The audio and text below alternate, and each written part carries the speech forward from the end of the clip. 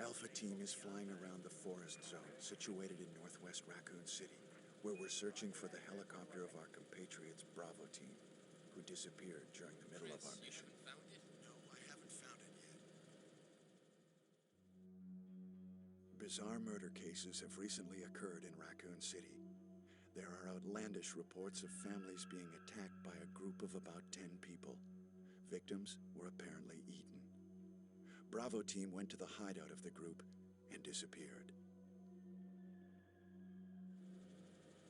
Look, Chris!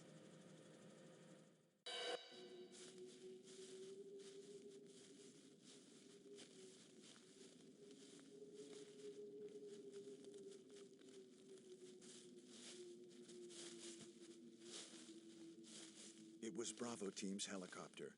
Nobody was in it. But strangely, most of the equipment was still there.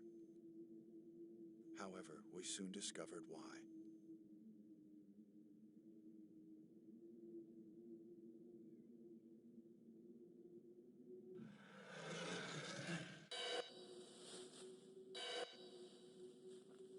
Hey!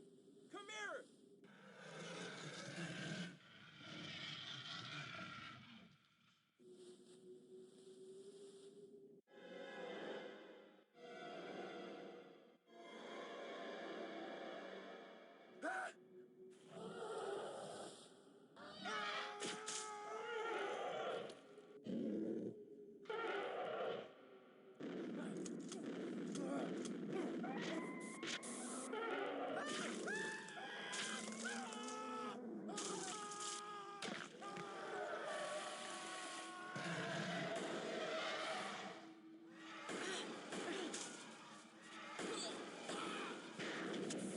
Joseph!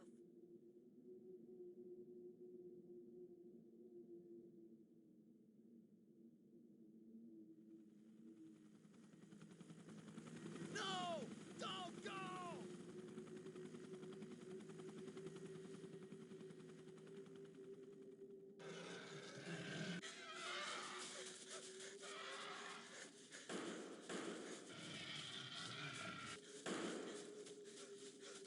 Jill, run for that house!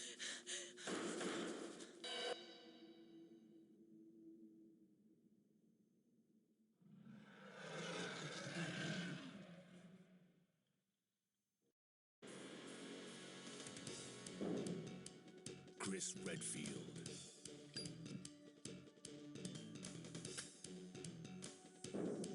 Jill Valentine.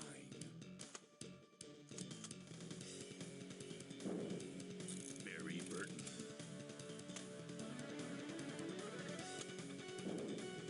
Rebecca Chambers. Albert Wesker.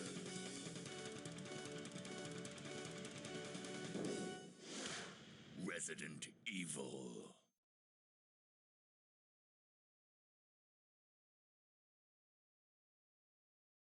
What is this? Wow, what a mansion! Captain Wesker, where's Chris? Stop it! Don't open that door! But Chris is... What is it? Maybe it's Chris. Now, Jill, can you go? I'm going with you. Chris is our old partner, you know. Okay, let me handle this. Stay alert!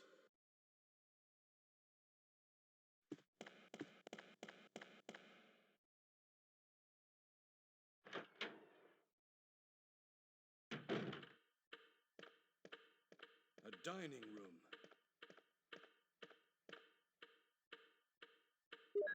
Hello and welcome back to another video game challenge.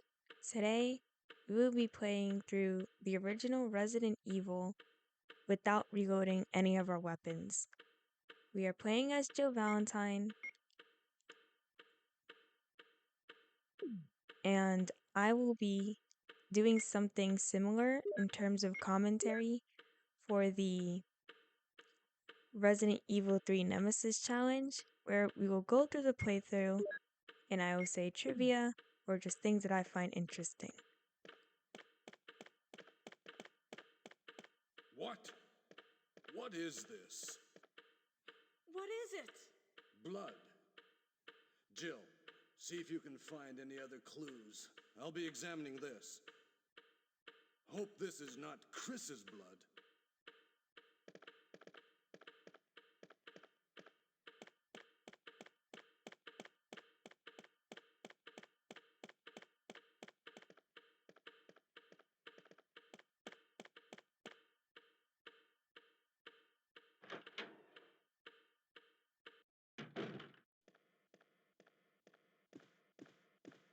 Investigate if you hear any gunfire.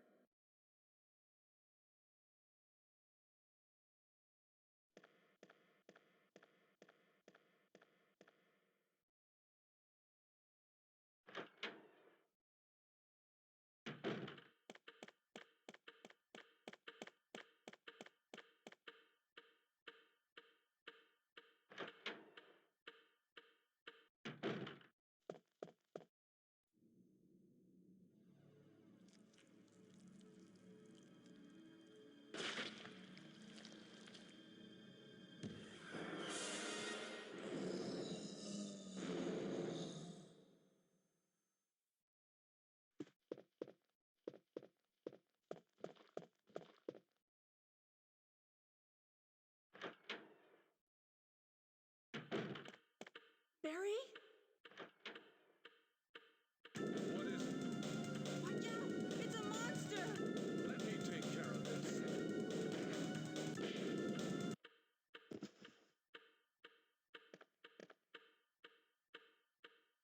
What is it? Kenneth was killed too. Maybe by this creature. Anyway, let's report this to Wesker.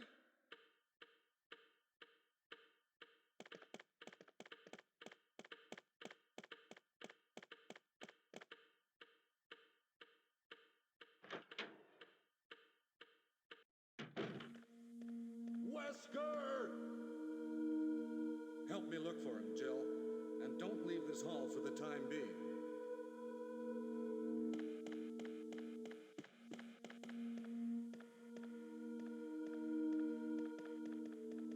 Find anything, Jill? Nothing.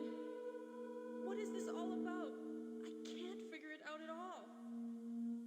Beats me, too. Now it's Wesker's time to disappear. I don't know what's going on. Well, it can't be helped.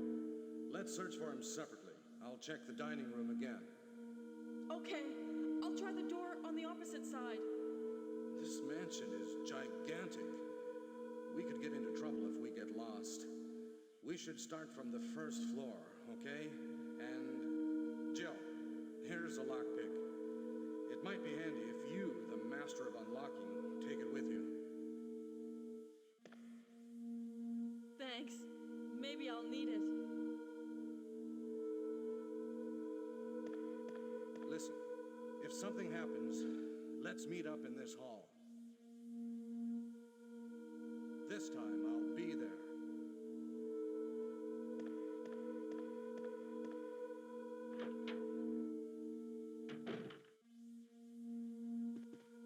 Barry, you gotta love the guy, as Wesker would say.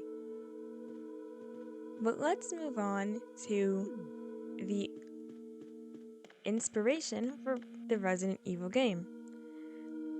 Resident Evil was not the first survival horror game. The honor of that goes to a game called Sweet Home.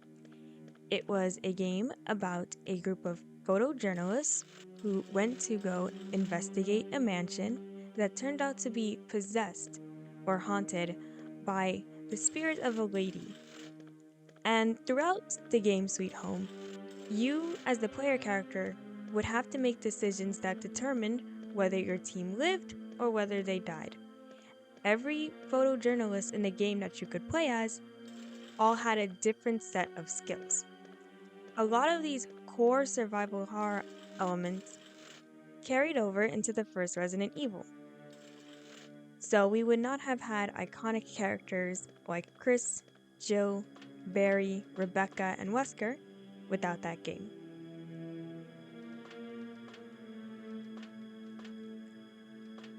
Another very surface level fact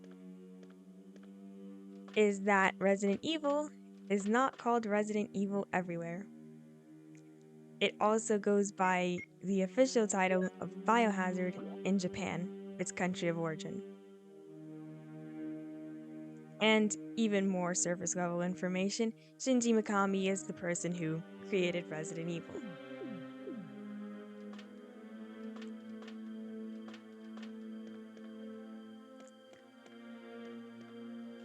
Something very interesting about Resident Evil games, at least the original ones, are that the pre-rendered backgrounds, in most cases, are actually not pre-rendered. They are usually just very detailed PNGs. This helps save computing time. But something else that is very interesting is that the player characters, Jill Valentine, Chris Redfield, and even the side characters of Barry and Rebecca and Wesker have a much lower poly count than any of the monsters in the mansion. In order to up the horror factor, it was determined that the monsters should have priority when it comes to detail, animations, to really accentuate how gruesome this entire ordeal is. I will be honest and say that this is my first playthrough of Resident Evil. I played through the remake, but I've never actually played the original until now. So the reason why this playthrough is so long is because you'll see me backtracking through areas thinking that I have to backtrack through them because that's what I have to do in the remake. I hope you find my bumbling through the Spencer Mansion hilarious.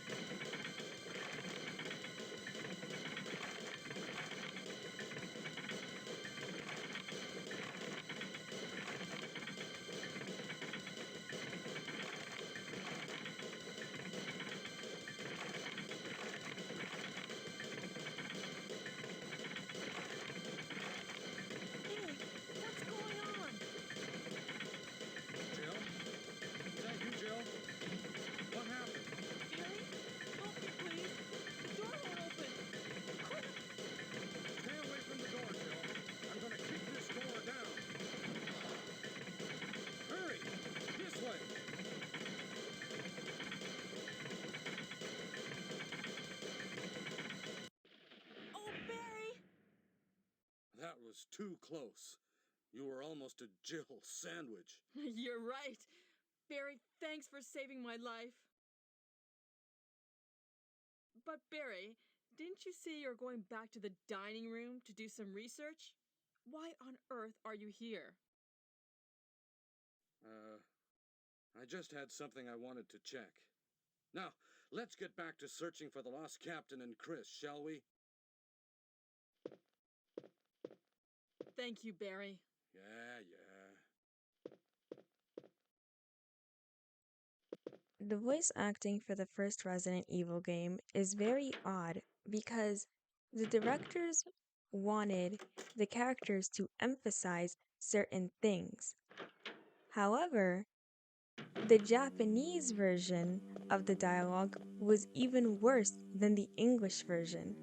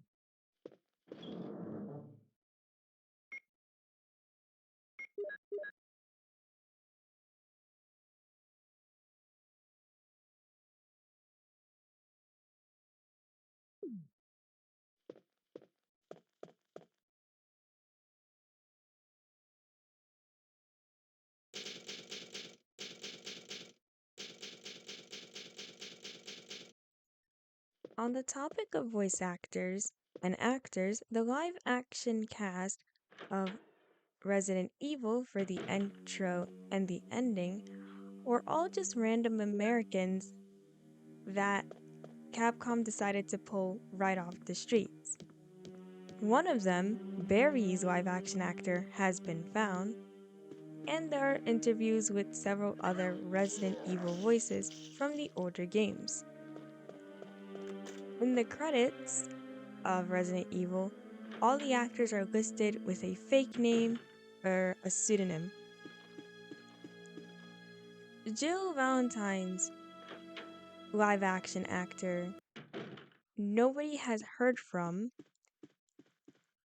However, there is mention that she complained about the mosquitoes in the tall grass when they were filming the introduction cinematic.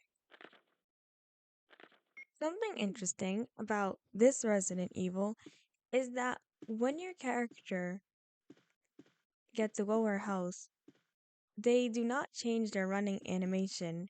Resident Evil 2 is the first Resident Evil game to introduce limping while damaged. For the original Resident Evil, you simply have to open up your inventory each and every single time to check your EKG. An EKG is an electrocardiogram device. It's used to measure heart rate.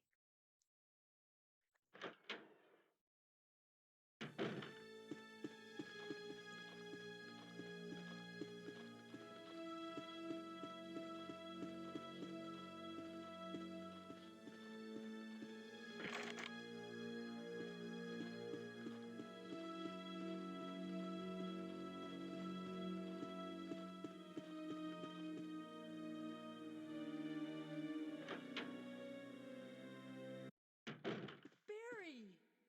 Jill, what's going on? Any clues? No, but something's wrong with this house. Whoa, this hall is dangerous. Maybe it's better to secure our escape route first. There must be a back door somewhere. Let's try to find it first, shall we? Okay, let's separate again. Just a moment. I found something. What is it? It's a weapon. It's really powerful, especially against living things. Better take it with you.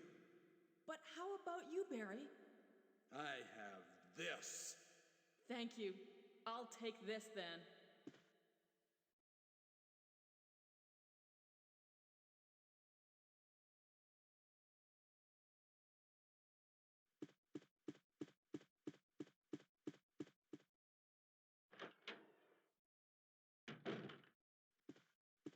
We got the weapon that is very powerful against living things, and I'm beside myself with excitement. Now here we get to meet Forrest.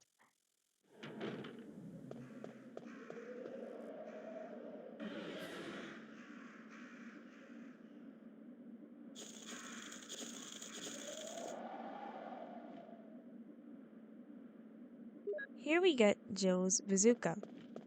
The bazooka is an interesting weapon.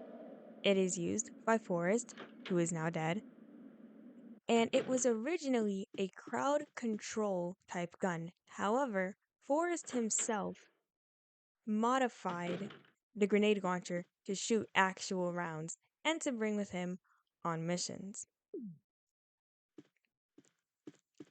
How did this get approved, you might ask? Their boss is Wesker, and the police chief is pretty evil also.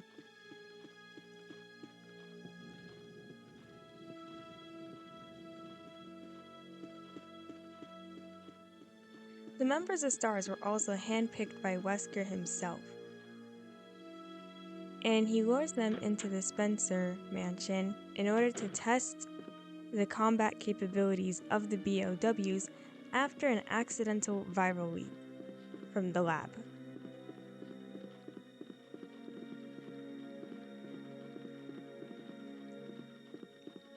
Jill's role on the team was of bomb disposal.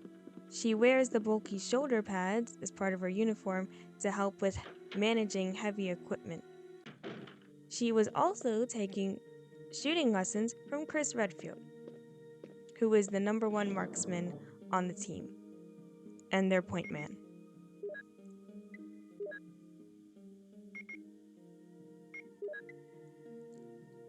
The reason why Jill is so good at lockpicking is because her father was actually a small-time crook, and he's the one that taught her lockpicking skills.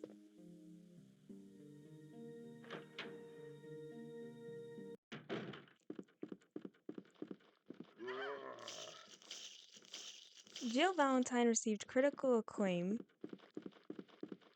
as one of the first female video game characters to be portrayed in a very non-fan service realistic light. She is merely a SWAT team officer doing her job. She plays the exact same as any one of the guys, and people very much appreciated that from her.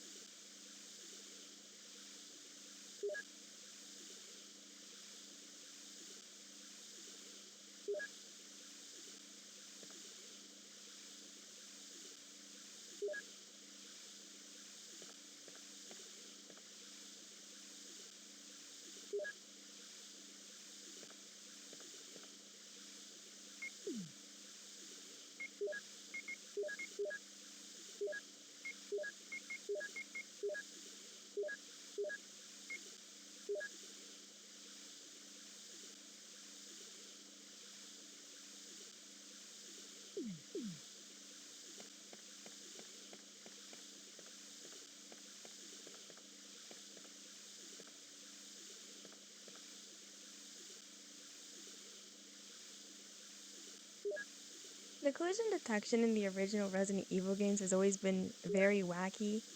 You have to pick up items at very specific angles. So sometimes you just spend clicking on the same counter or shelf 50 times just to try to pick up the item that you need or want.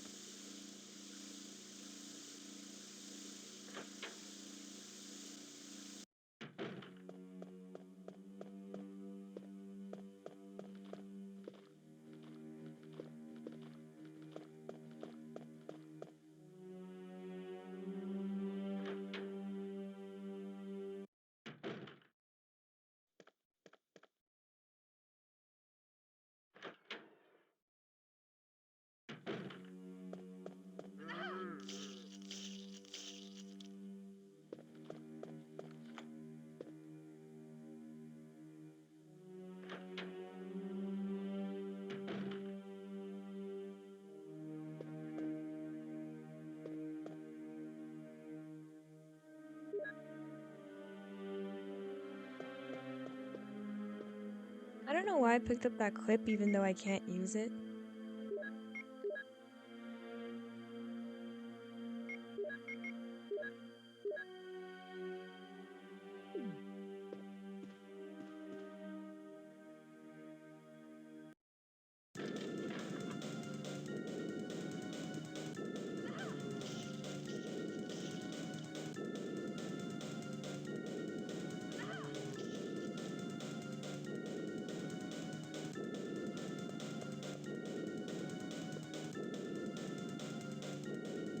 You have to be very careful in the first Resident Evil game because the zombies can and will stun lock you to death. You can only push off one zombie at a time, so if 3 or more of them gang up on you, you can't push them all back. Thankfully, this was fixed in every single other game that came after this one.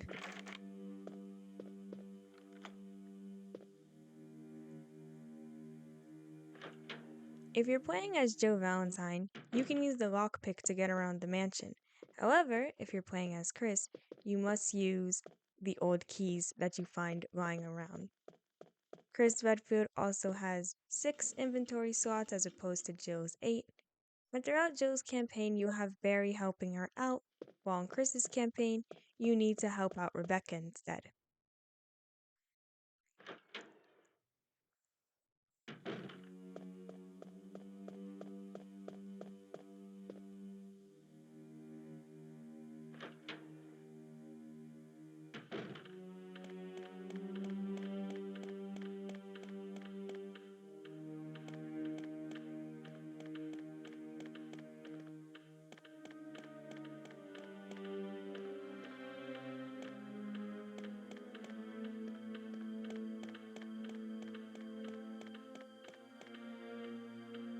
And this is the part of the campaign where I start running around the mansion trying to look for puzzles that don't exist in this game. Because I'm so used to playing the remake and all the backtracking.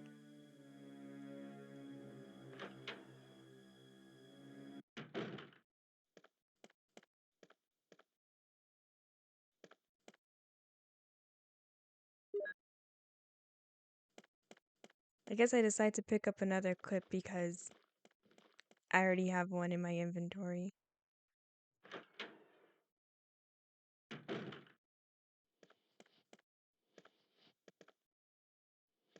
There I am looking for the non-existent box that you use to get the emblem key from the remake.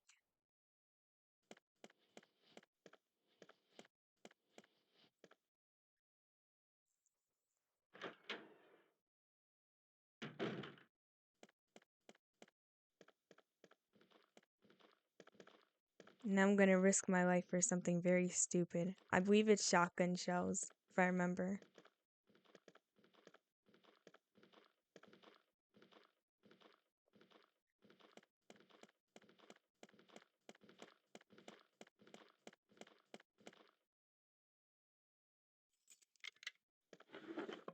Oh yeah, it's shotgun shells. I hate this.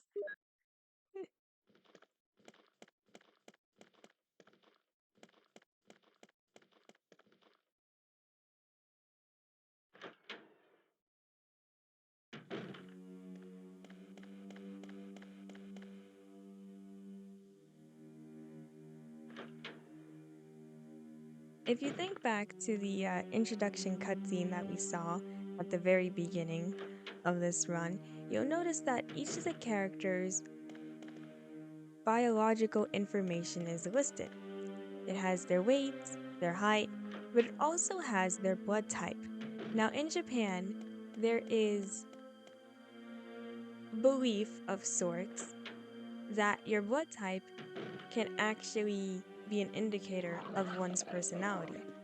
So I'm going to display the chart of what the blood types could potentially mean.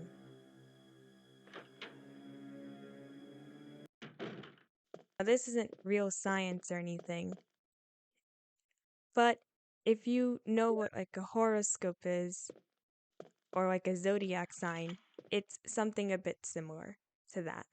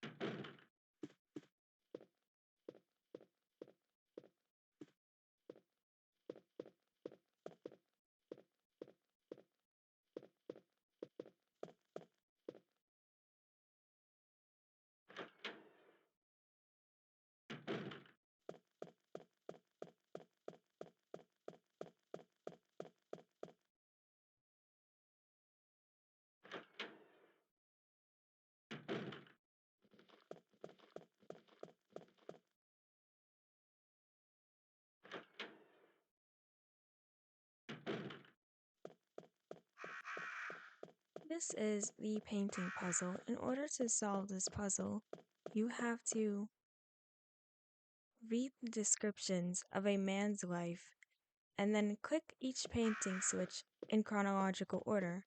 So you'll start from the newborn all the way up until the old man.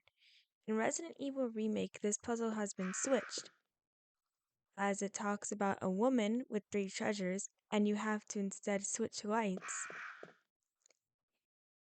in order to get the pictures to match up with the same colors. If you get this puzzle wrong in both the original and the remake, the crows will fly down and they'll attack you.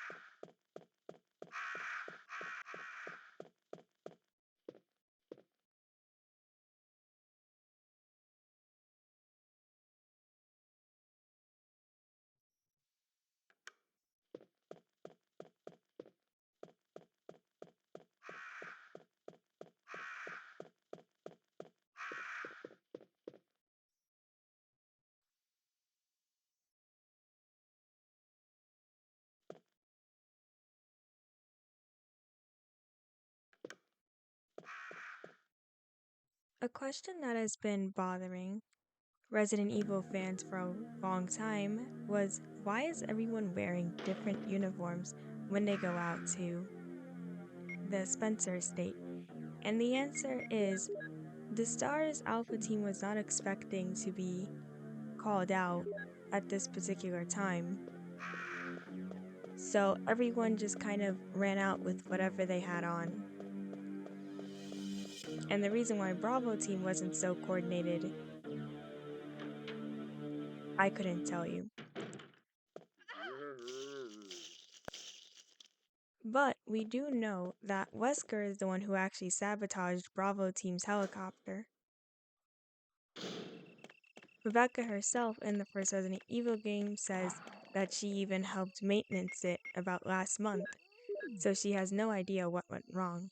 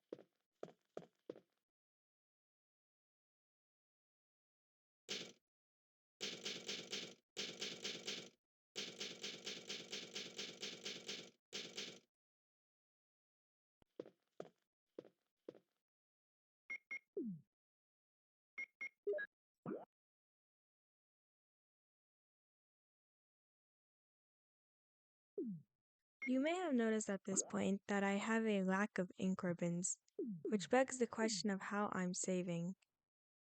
And I think it's just a matter of this particular port of Resident Evil, where I just don't need ink ribbons to save somehow. If I recall, I can't even find any ink ribbons in the Manor, so maybe I'm playing on an easier difficulty, and I don't know, but unfortunately the iconic ink ribbons are nowhere to be found.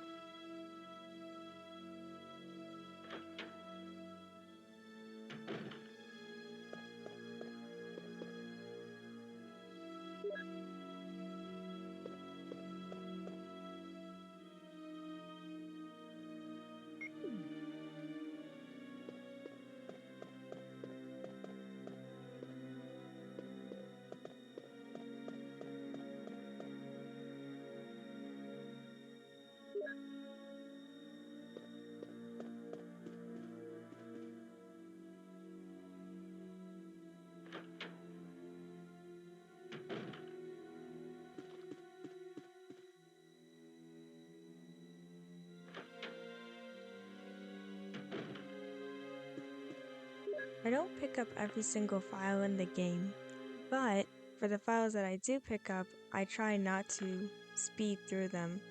So feel free to pause the video and read them at your own pace.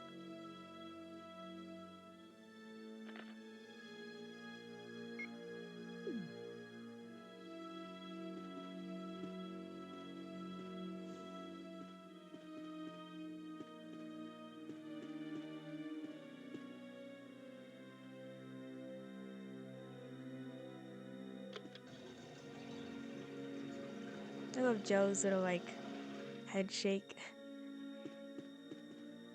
She seems very bewildered.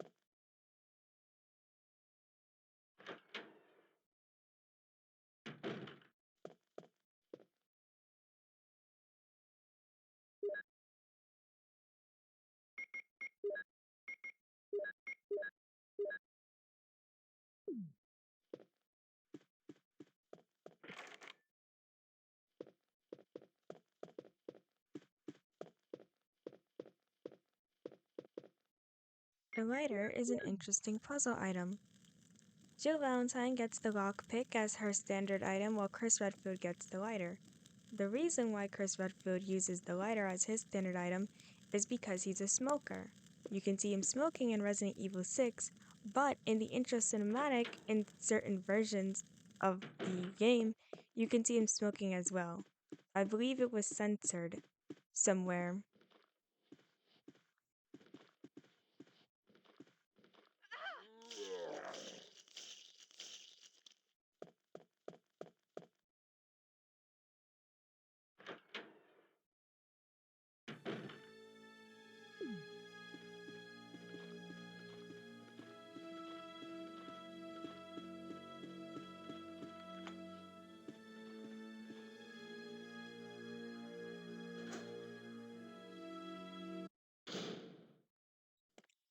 Solving these puzzles around the mansion made me realize that every single puzzle in the original Resident Evil is some variation of pushing a crate, and it was at this point I began to appreciate the remakes puzzles so much because I knew there was going to be crate pushing, but I did not expect every single puzzle to be crate pushing.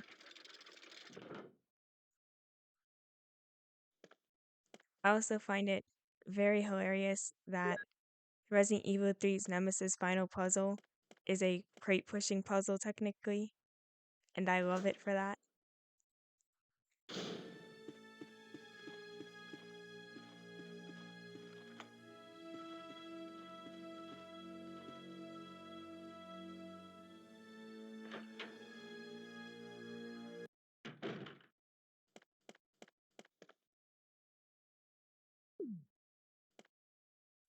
Richard, what happened? Oh, Jill, this house is dangerous. There are terrible demons. Ouch! You're wounded. What kind of demon attacked you? It was a huge snake and also poisonous. Ugh. Poisonous?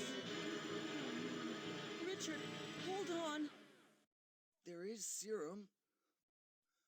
Oh no, I should have brought some with me. No problem. I'll go and get it. Thanks.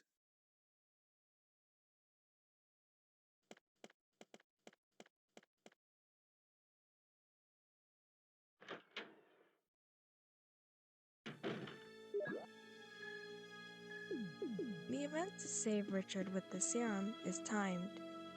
In Resident Evil Remake, you have 5 minutes to get the serum back to him, but in the original game, you have even less time to get back to him.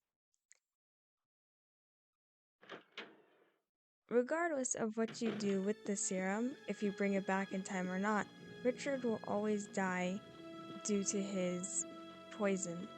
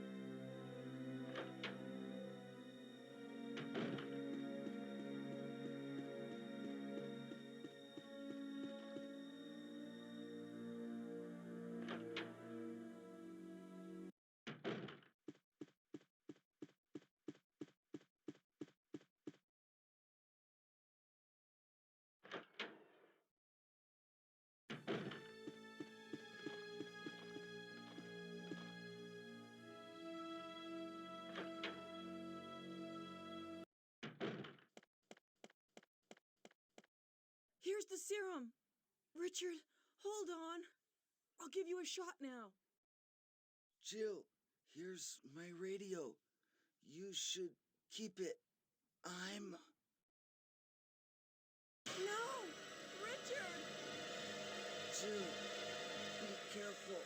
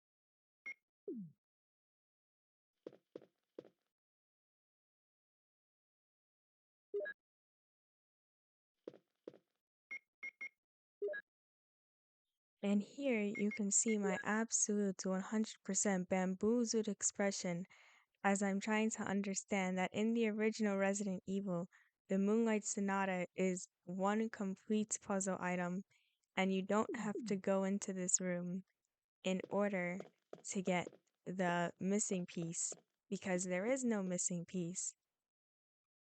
And I almost unlocked myself to death for nothing. This trend will continue.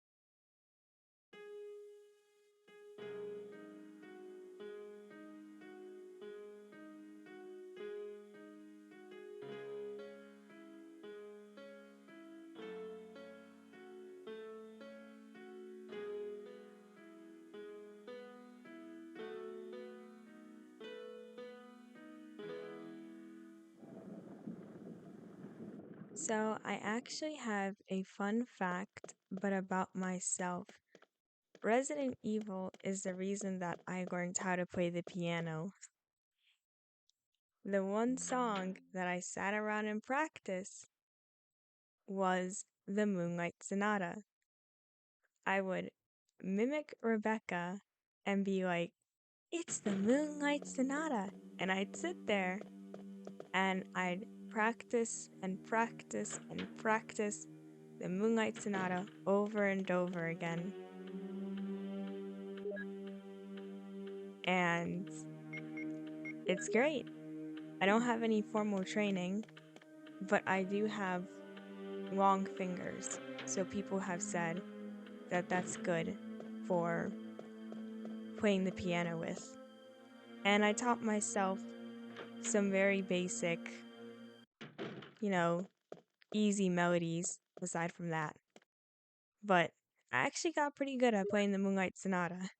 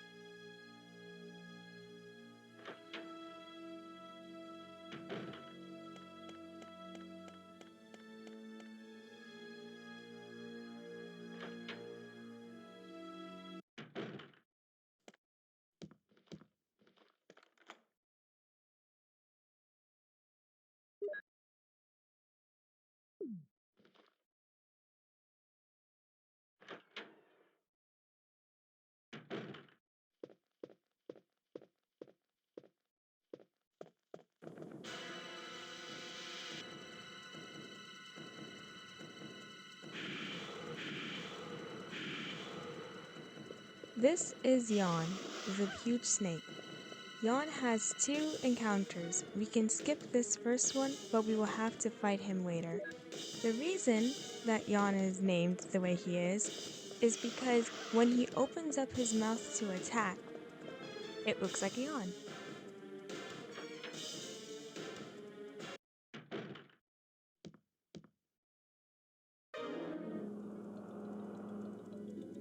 Am I poisoned?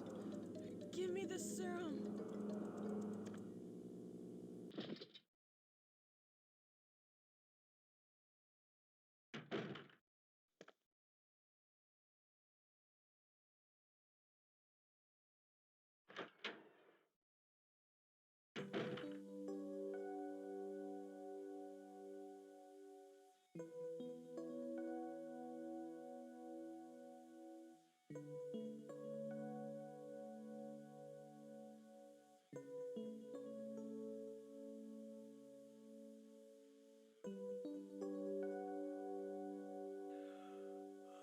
Barry. Barry? The music that plays here is called Meeting Rebecca, and it plays also when you meet Rebecca.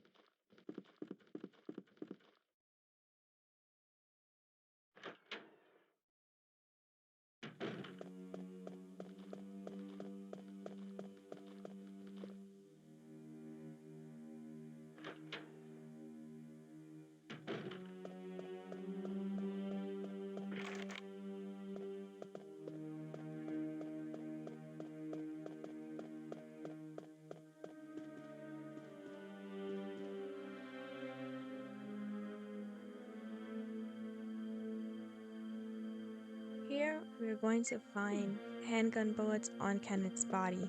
But did you know, if you get the alternate opening cutscene, where you do not meet Kenneth and you first meet the zombie in the dining room with Barry, Kenneth's body will be eaten and he will no longer have the handgun bullets on him.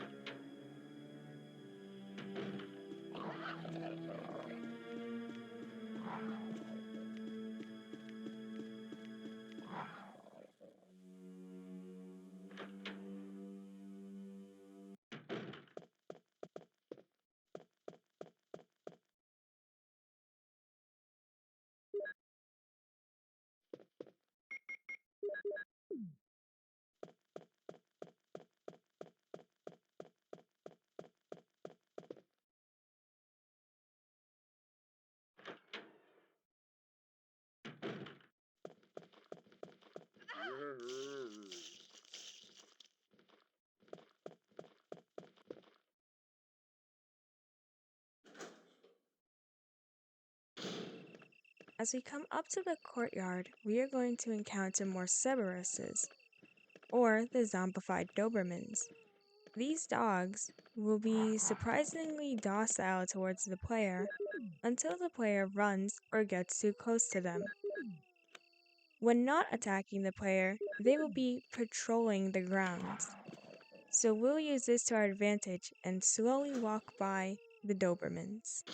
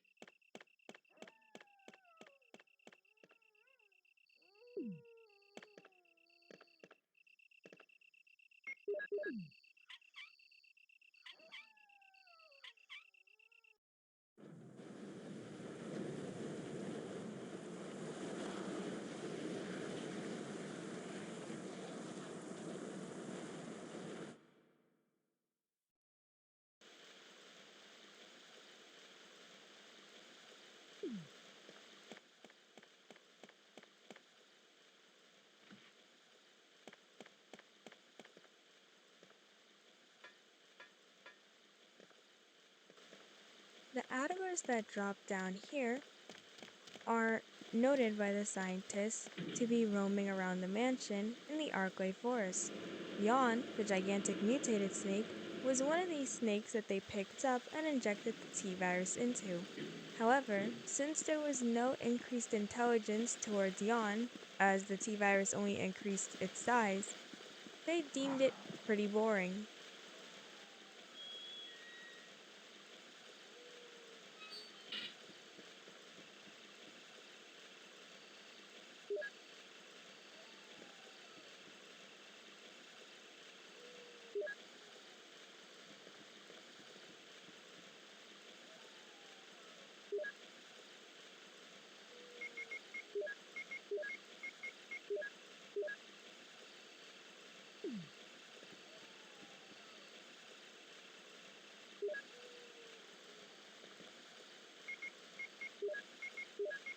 Here is our first introduction to the blue herbs.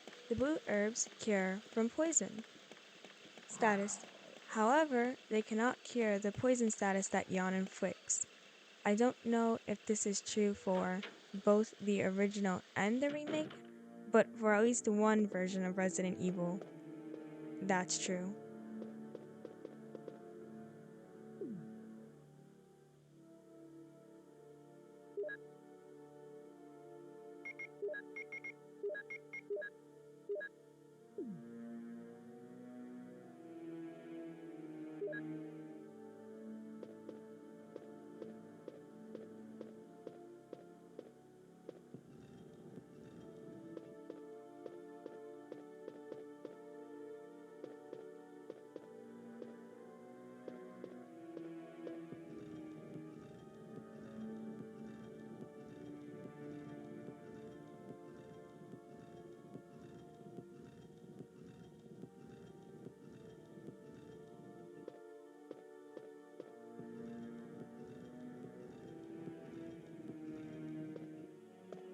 earlier in the playthrough, I mentioned that a lot of Jill's original appeal was the fact that she is very much like one of the guys, as they commonly say. And I was doing some thinking about linguistics and tone and gender.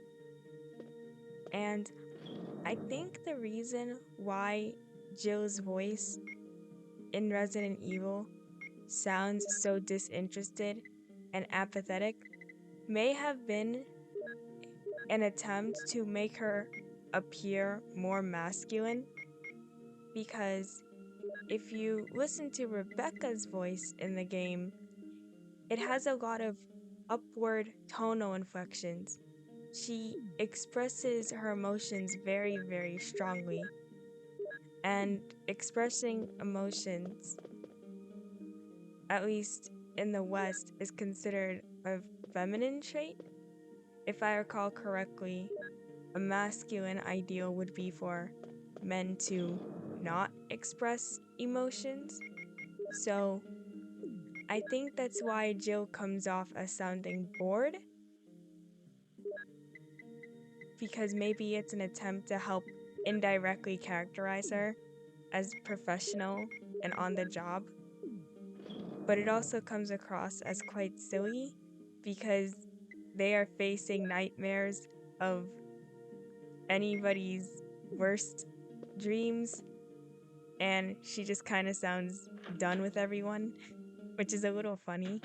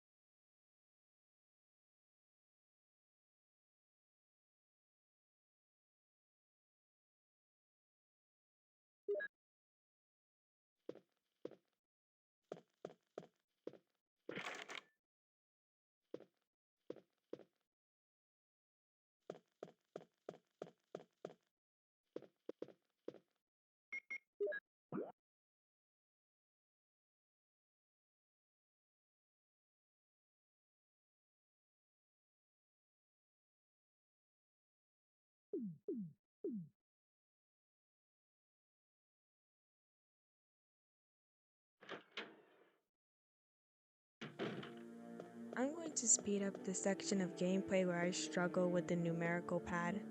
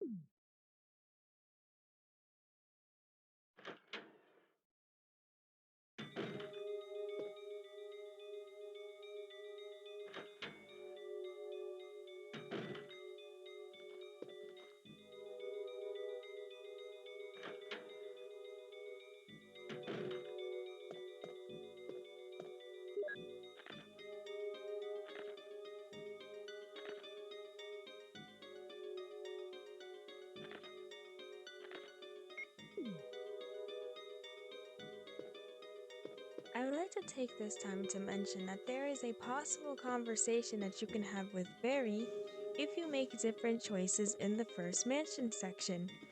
We didn't get the conversation with Barry here, but he did save us from being poisoned by Yon. This is where one of Barry's famous lines, "Guess I'll go out and be eaten by a monster," occurs. Now we are heading to the Aqua Ring, which is overflowing with water and has been taken over by Mother Neptune and her offspring.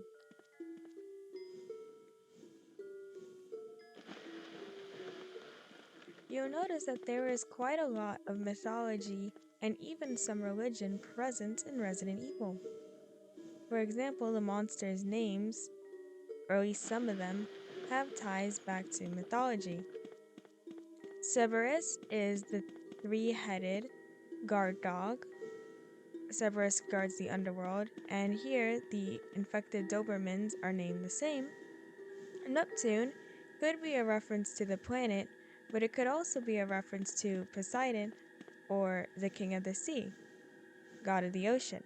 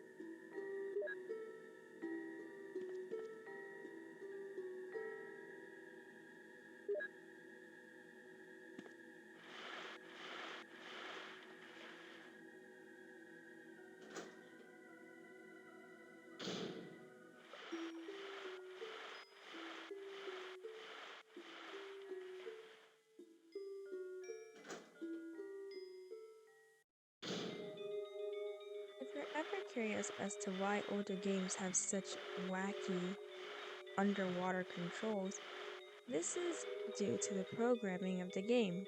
Most games have a set medium that they program in. So for example, if you program a video game where you're primarily on land, then anytime that there is a specific event requiring water, the programmers have to make adjustments to the in-game physics and engine to accommodate for that difference.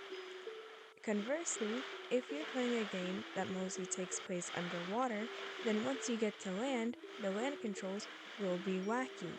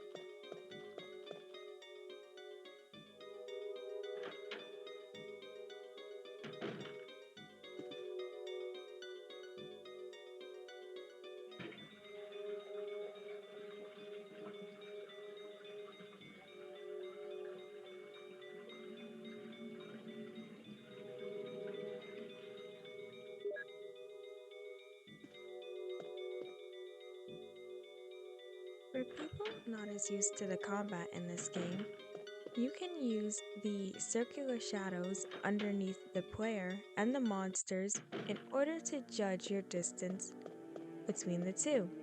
This will aid you when performing attacks with the knife and even lining up headshots and multi-headshots with the shotgun. This strategy becomes a lot harder in Resident Evil Remake since your character has a shadow that moves in accordance with the lights of the room.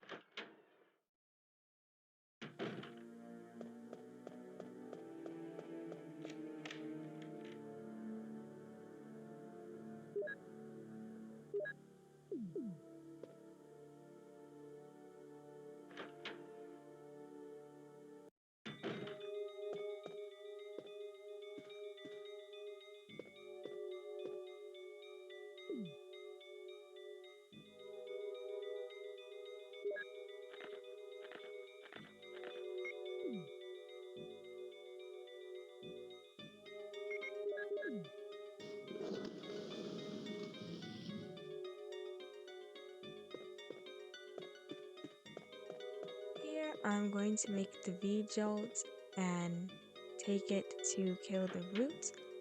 I'm going to speed up this part of gameplay, including the backtracking, because the solution is written on the wall. You find a file on how to make the V-Jolt, and there's nothing too exciting about this entire ordeal.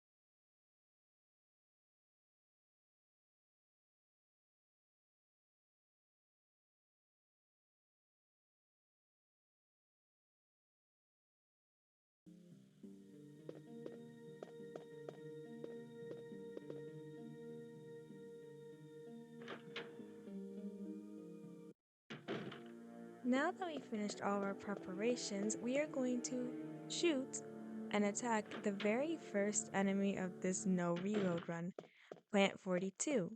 The room that it's in is called Point 42. In the Nintendo DS version of Resident Evil, after you defeat Plant 42, you have a knife boss fight with Yawn, with hardened scales.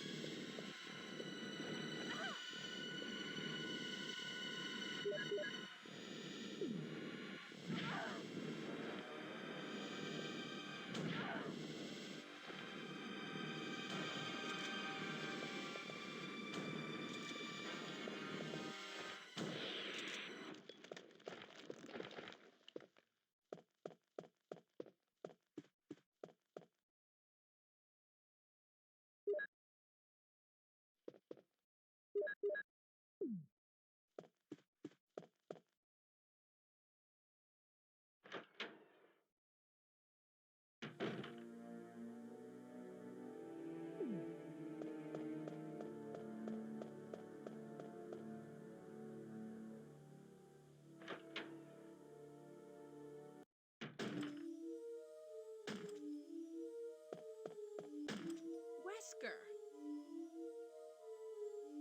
Jill, so you're safe. That's what I was going to say. Where on earth have you been? You disappeared from the hall all of a sudden. I'm sorry, but I have my reasons. Perhaps you guys have met them? It was all I could do to protect myself against those strange creatures. Is that right? Anyway, it's good to see you're safe. Jill, our first priority is to get out of here. Yes, you're right. Now, there are a lot of rooms in that mansion that we can't get into because they're locked up. I have been looking around for clues. Okay, I'll go to the other house and see if I can find any clues. Will you do that? I'm counting on you.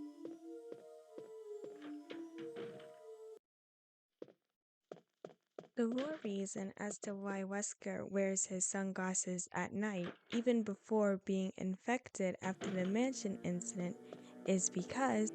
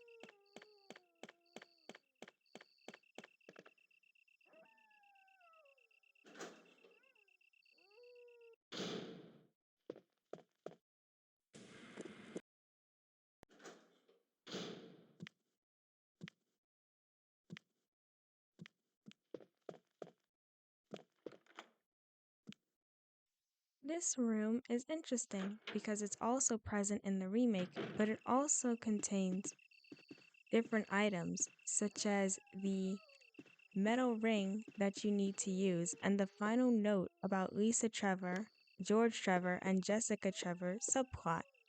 Shinji Mikami originally wanted that subplot in the Resident Evil remake to be present in this game, but there wasn't enough time nor resources to fully realize that vision.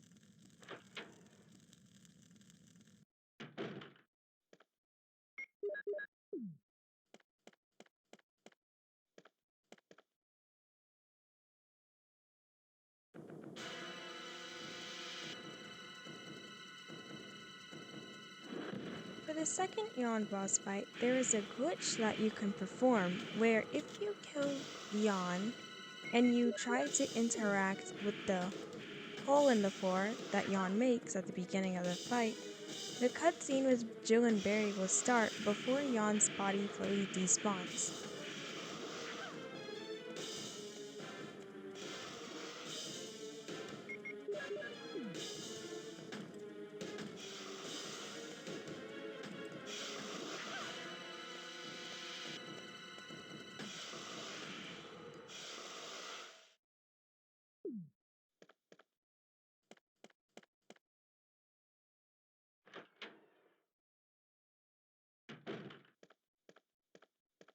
Jill, have you found anything interesting? Yes, but I can't see very well. How about going down to check by yourself? I have a rope here. Oh, do you? Well, then I'll try to go down using the rope. Wait.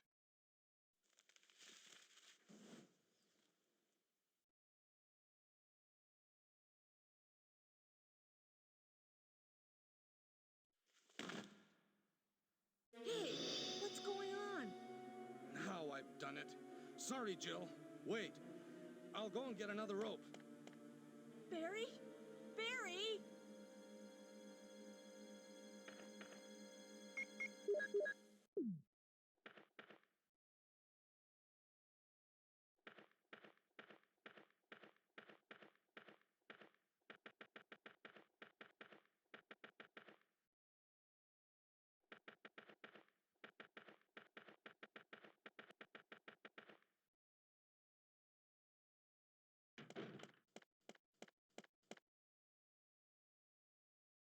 Hey! Are you there, Jill? Grab the rope!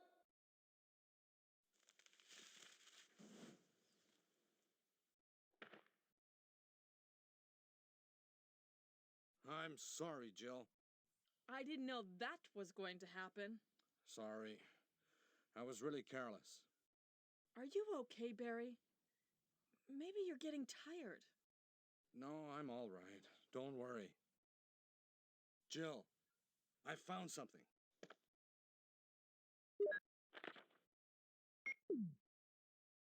Thank you. I'll take this then.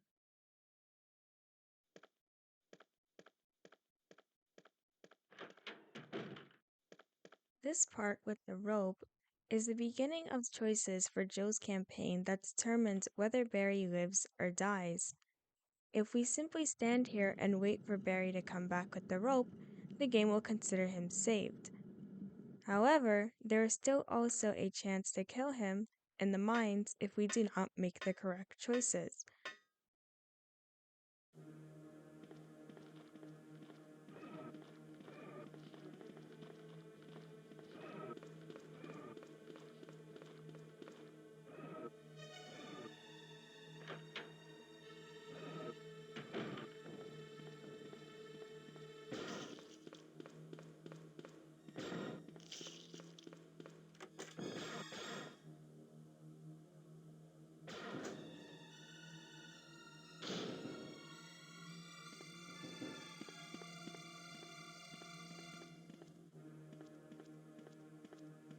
The Resident Evil soundtrack, or sometimes the lack of soundtrack, really enhances the atmosphere of the game and the entire franchise overall. But since we were just in the basement and the kitchen, I think it's worth mentioning the infamous clown farting basement theme.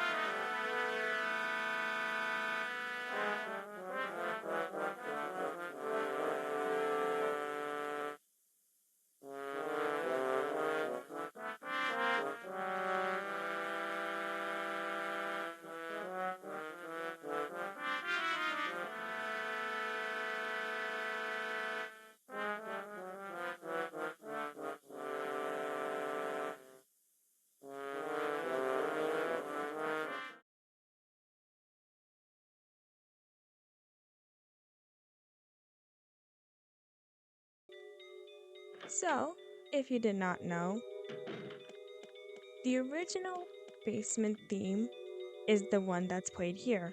It's very atmospheric, very scary, sets the tone just right. However, in Resident Evil Director's Cut, released in 1997, while Resident Evil 2 was stuck in development hell, the Japanese Beethoven at the time, in quotation marks, a Mr. Marumar? I can't fully pronounce their name, unfortunately. But this musician turned out to be faking his deafness as a composer and had a ghostwriter with him the entire time.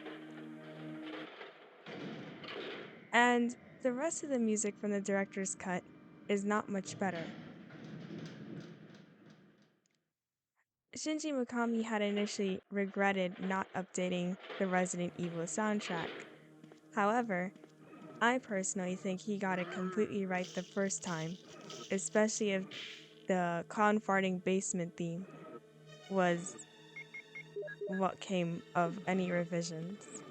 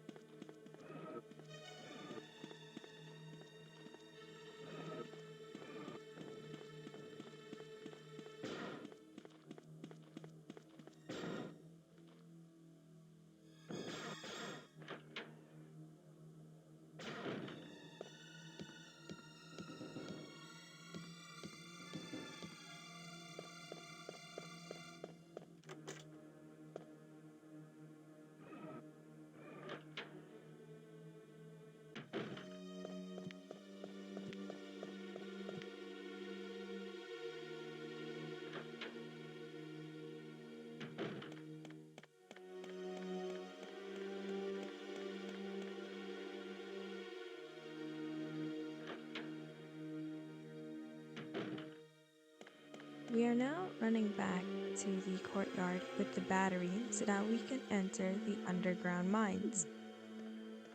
I did lose some of the footage of me running back to the courtyard, so there is going to be a jump cut very soon where we save in the caves.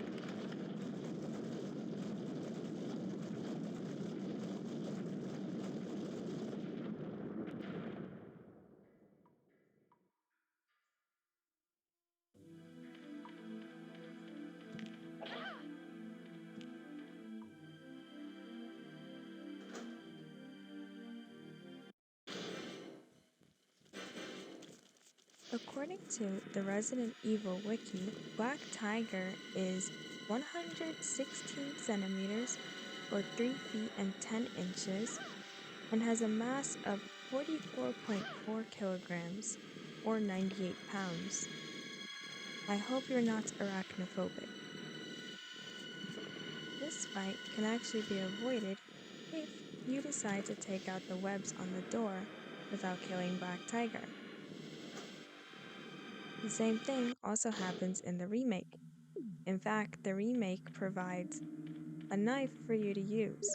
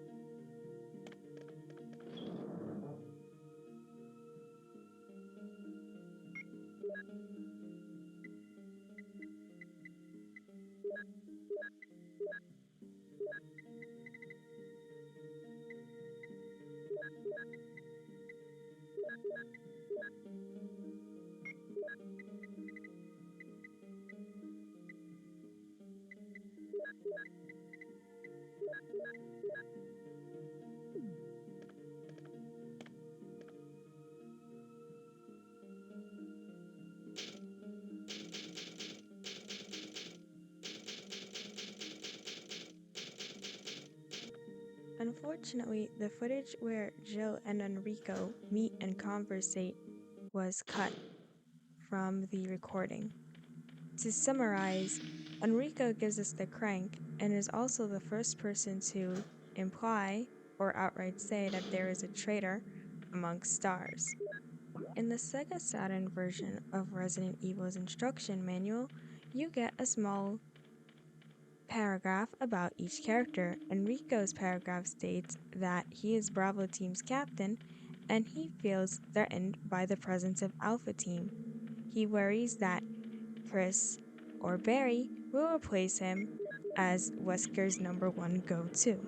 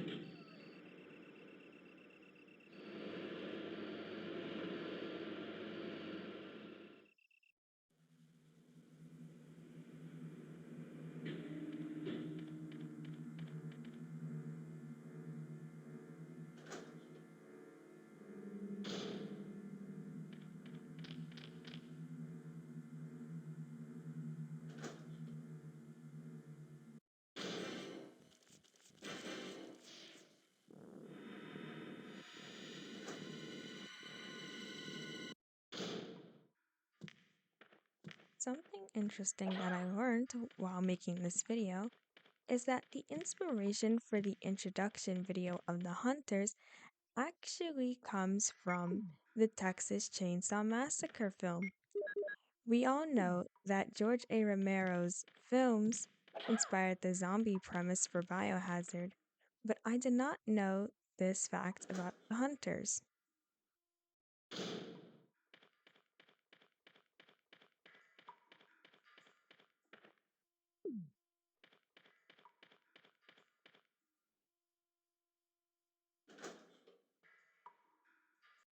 Please observe the exact moment that I perish of a heart attack, metaphorically.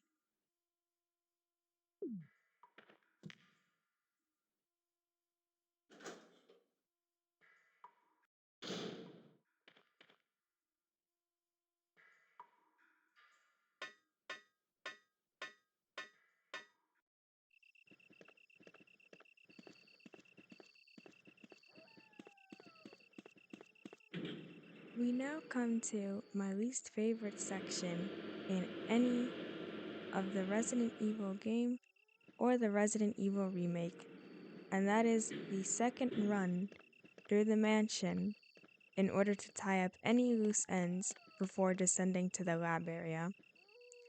However, the atmosphere here is horrific, and I was very tense playing through this section.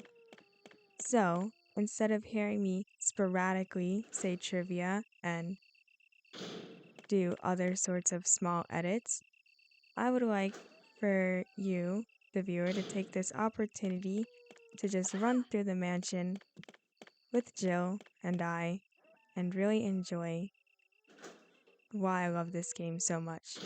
So I'll see you guys back at the lab section.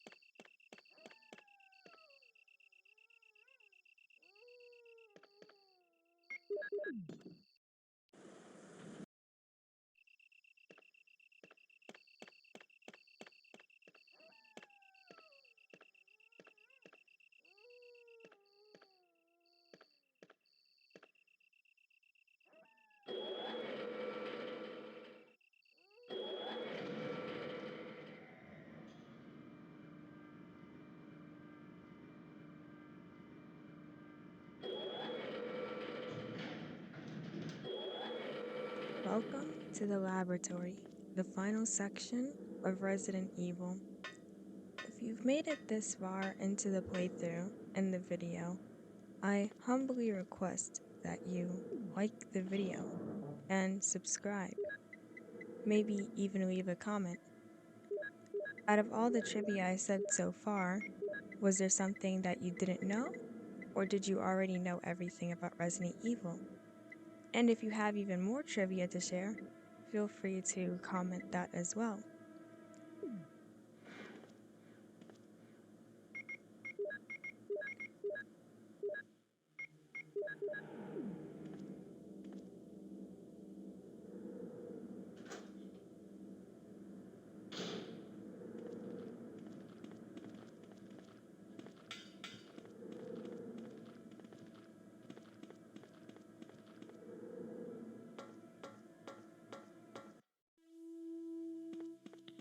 In the laboratory section, we encountered the Palehead zombies. The Palehead zombies are the strongest zombies in the game.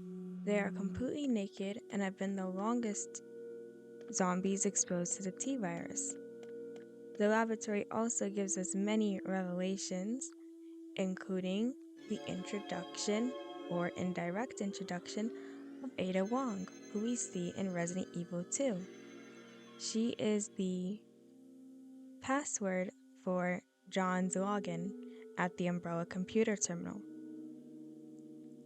It is here we also learn that Wesker is involved with Umbrella's research and development team. There is a very interesting Easter egg where, in Resident Evil Remake, if you input the old password for Basement 2, Mole, as opposed to Cell, you will get a funny sound effect animation, most likely relating to the sound that Tofu makes.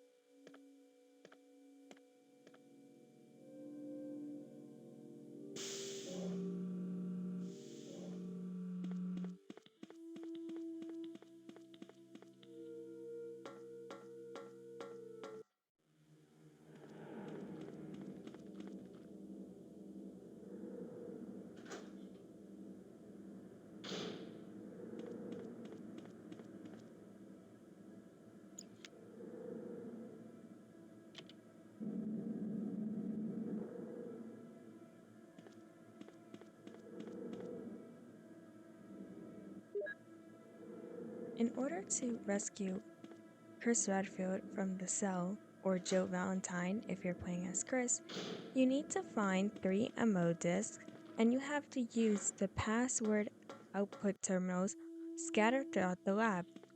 In the original Resident Evil, these password outputs would have a biblical quote on the background screen as you obtained the pass number. This is absent from the remake. The locations for the MO discs in Resident Evil will be put on screen.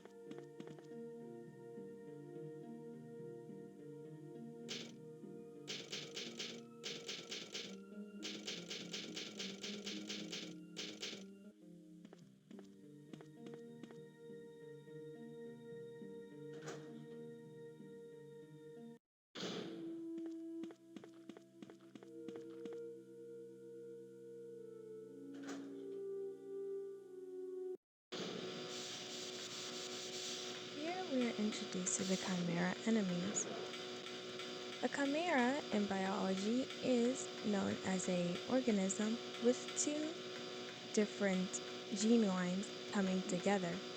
In the case of the Resident Evil chimeras, they are human-fly hybrids. In order to make a chimera, like the way Umbrella did, they took fly DNA and spliced it with a human embryo, and then they put that human embryo inside a female test subject. I must tell you that it was not voluntary, and the female host usually died after quote-unquote giving birth to these chimeras.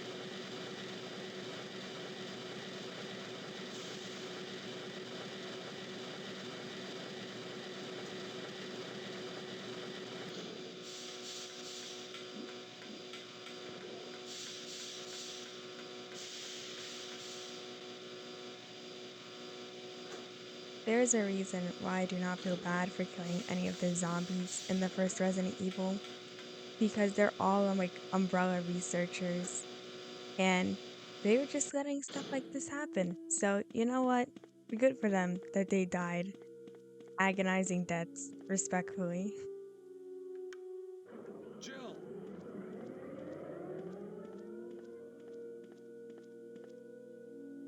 Jill! You're here too. Yes, you're here too? Look, I lost my way. Let's get going.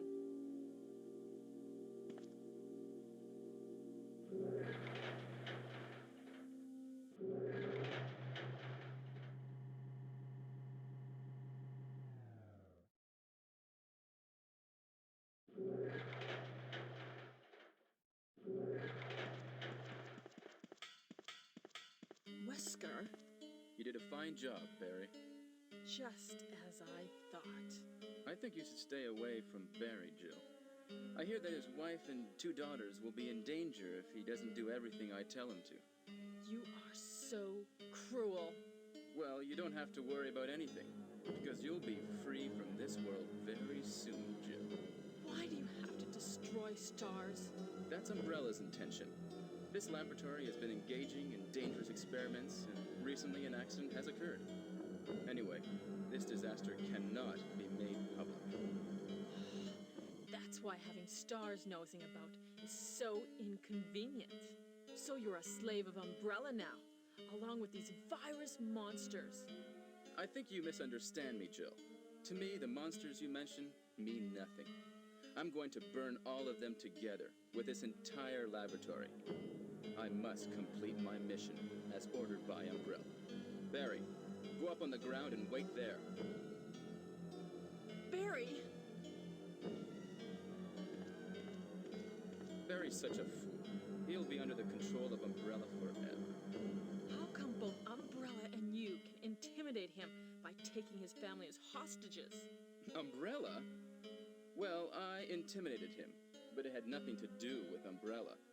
I just used him for my personal purposes, though both you and Barry seem to think I was following orders from Umbrella.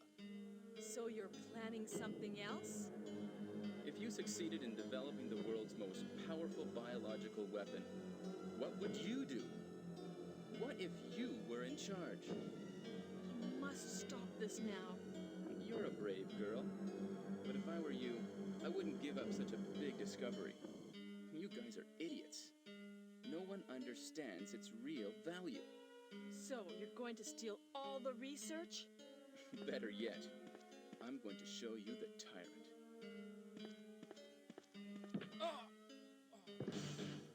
Barry, Sorry, Jill. who's your family? I was listening to what you and Wesker were talking about. I wish I realized it earlier. I thought it must have something to do with Umbrella, you know. So it's all been masterminded by him. But it's good that you know that now.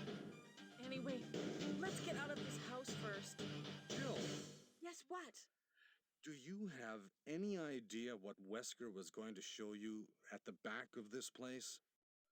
Well, he was talking about the world's most powerful biological weapon, called Tyrant or something, I think. Do you think we could see Tyrant now? Barry, you're so optimistic. It would look bad for stars if we let such a dangerous creature run loose. Maybe you're right. Let's go then.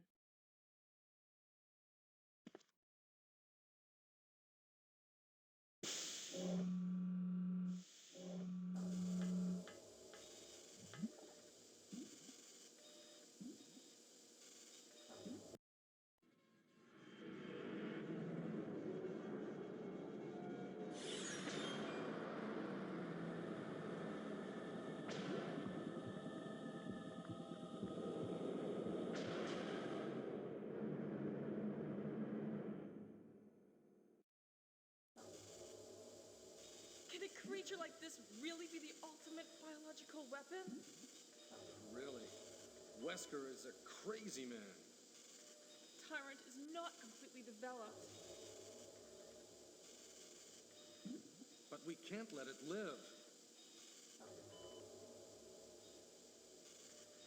That must be the computer for monitoring this creature.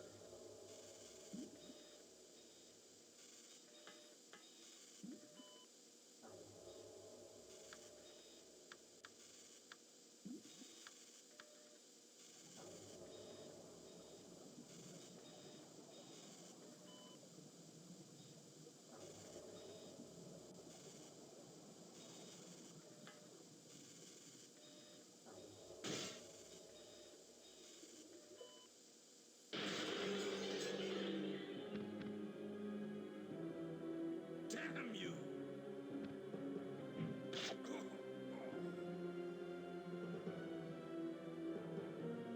It can't control what it does. Barry, now is not the time for a nap. So this is Tyrant, the ultimate life form.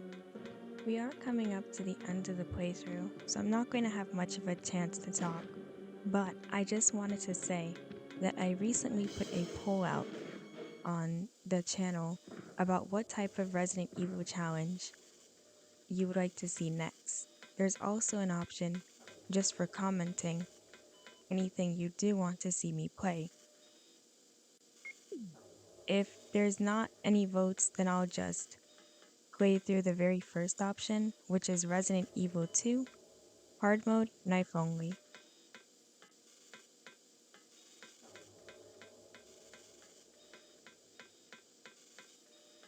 Barry? Barry!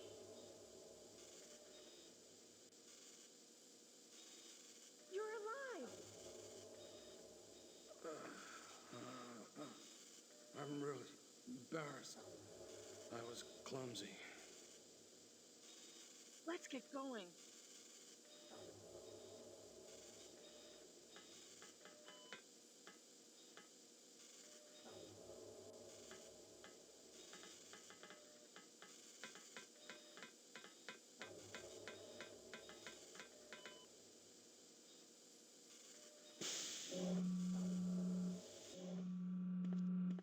What happened to Wesker? The triggering system has now been activated. All researchers and guards should take cover Wesker immediately. must have set it off. Unlock There's not all much rooms time for left for us. evacuation.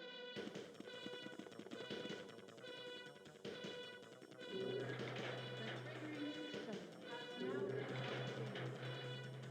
All researchers and guards should take cover immediately. Unlock all rooms for evacuation.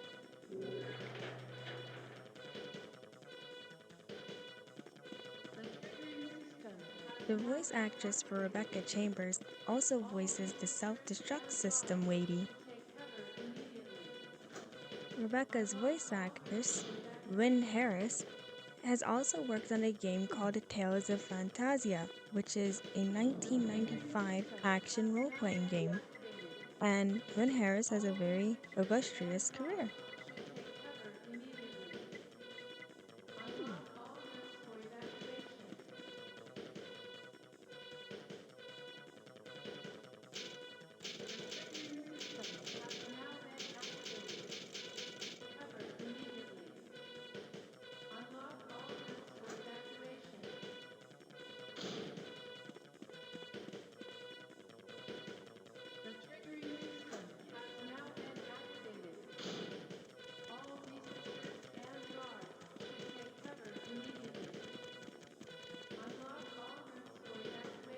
at this point, I would like to thank you all so much for watching, and I hope you guys do enjoy these challenges as much as I enjoy these challenges, and I will see you guys all in the next video, so please enjoy the ending.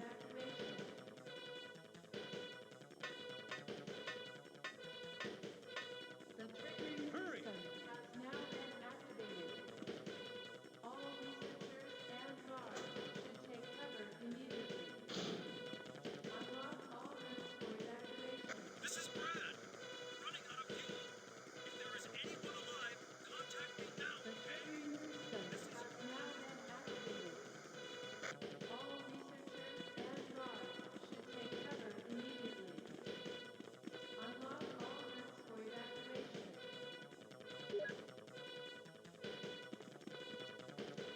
The triggering system has now been activated. There is 3 minutes until explosion. And guards should take cover immediately. Unlock all routes for evacuation. Damn it! We have only one more step to go.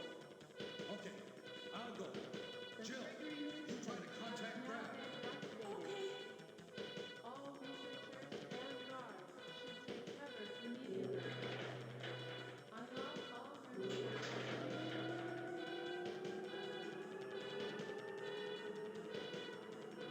The triggering system has now been activated. All researchers and guards should take cover immediately.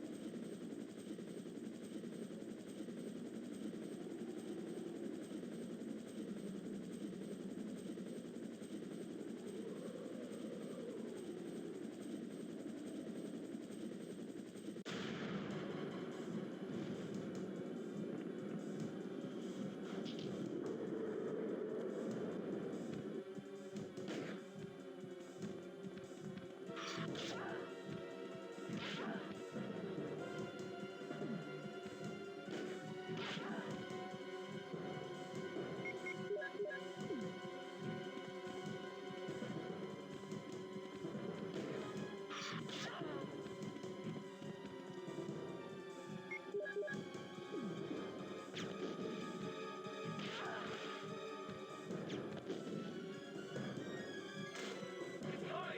Jill! Kill that monster! You're our Amazon, Jill!